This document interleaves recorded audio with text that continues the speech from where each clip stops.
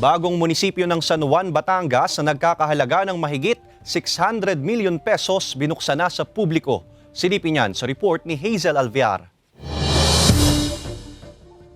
Formal na isinagawa ang inaugurasyon ng bagong munisipyo ng pamahalang bayan ng San Juan, Batangas. Sinimula ng seremonya sa pamamagitan ng misa na pinangunahan ng Kura Paroko ng San Juan Nepomuceno Parish. Sinundan naman ito ng kauna-unahang flag raising ceremony sa municipal grounds ng bagong munisipyo na dinaluhan hindi lamang ng mga empleyado at opisyal ng lokal na pamahalaan, kundi maging ng ilang mga kilalang personalidad ng bayan o mga anak ng San Juan. Naroon din ang ilang opisyal ng lalawigan at mga karatig bayan. Nagsagawa rin ng unveiling ng historical marker ng bagong gusali at ribbon cutting, tanda ng opisyal na pagbubukas ng bagong munisipyo. Mula sa dating munisipyo na nasa barangay poblasyon, inilipat ang tanggapan ng lokal na pamahalaan sa bayan na mas malaki at modernong gusali sa barangay Buhay na Sapa.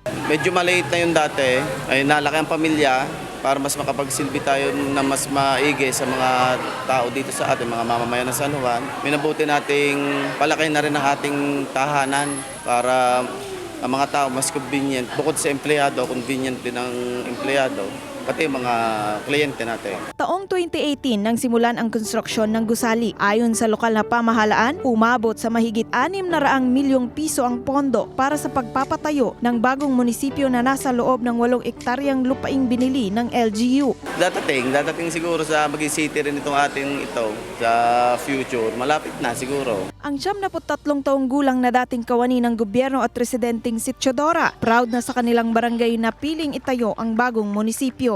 Hindi ako magkaintindihan ng nalagyan ng aking katuwaan at ang aming barangay ay kinatatayo na isang napakagandang bahay pamahalaan. Samantala, inaasahan ding magiging bagong tourist attraction sa bayan ang naturang gusali. Magsisilbi na din isang tourist attraction ngayon dito sa bayan ng San Juan. Mas uunlad ang turismo, mas uunlad ang buhay ng mga tao at magkakaroon ito, magbibigay ito ng maraming trabaho. Hindi lamang karagatan ang ating maipagmalaki ngayon, kundi mayroon tayong bagong munisipyo na ang ating mga turista po ay po pwedeng bumisita. Ayon sa LGU, simbolo ng pagkakaisa at bunga ng pagsusumikap ng mga San Juanenyo ang kanilang bagong munisipyo. Samantala, gagawin namang museum ang lumang munisipyo sa barangay poblasyon. Hazel Alviar, Balitang Southern Tagalog.